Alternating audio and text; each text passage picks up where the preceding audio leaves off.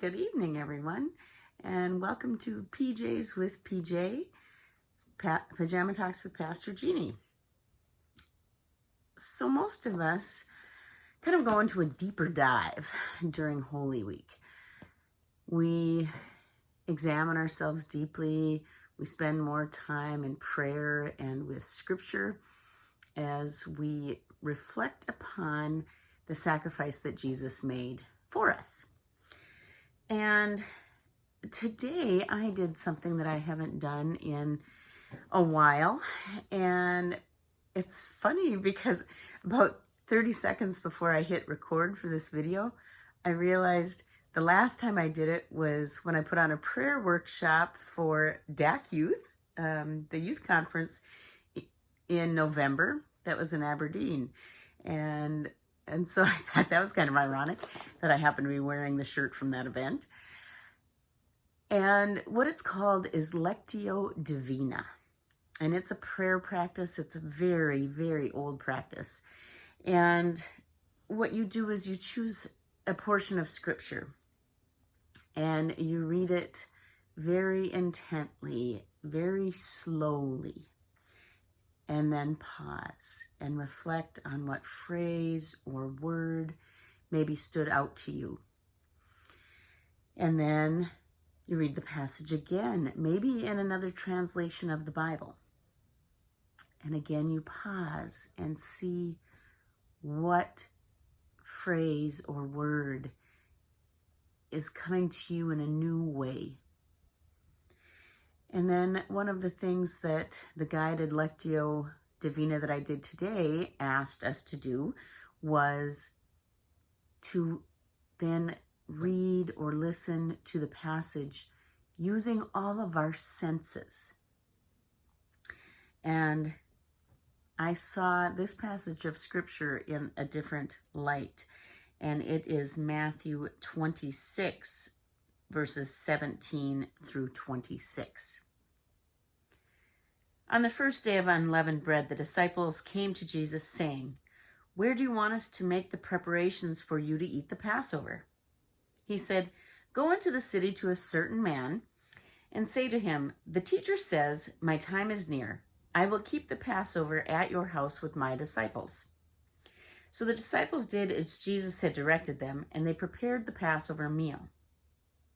When it was evening, he took his place with the 12. And when they were eating, he said, "Truly, I tell you, one of you will betray me." And they became greatly distressed and began to say to him, one after another, "Surely not I, Lord." Isn't that how we feel? We don't want to betray Jesus. He answered, "The one who has dipped his hand into the bowl with me will betray me. The Son of Man goes as it is written of him, but woe to that one by whom the Son of Man is betrayed. It would have been better for that one not to have been born." Judas, who betrayed him, said, "Surely not I, Rabbi." He replied, "You have said so." While they were eating, Jesus took a loaf of bread, and after blessing it, he broke it, gave it to the disciples, and said, "Take, eat, this is my body."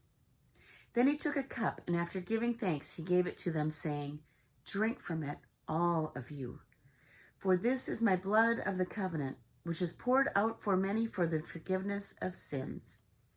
I tell you, I will never again drink of this fruit of the vine until that day when I drink it new with you in my Father's kingdom." When they had sung the hymn, they went out to the Mount of Olives.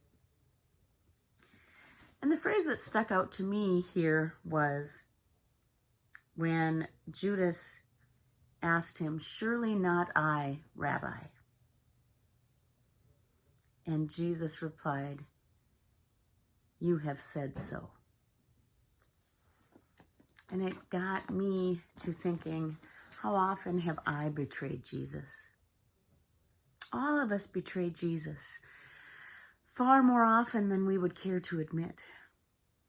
And so in this time of Holy Week, preparation for Easter.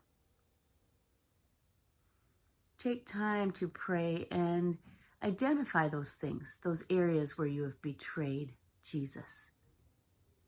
And ask for forgiveness, because that is why Jesus came. And at some point this week, on Thursday, we will be doing some exercise where we will be having communion together. Or maybe I'll send out a liturgy to do a family communion or love feast. Some people are uncomfortable offering the sacrament not in person, but we will be doing something special. So make sure that you have something that represents the bread and the wine. It can be grape juice or water or tea or anything that you have, because we are going to symbolically look at celebrating the Last Supper with Jesus. So have a good night, everybody.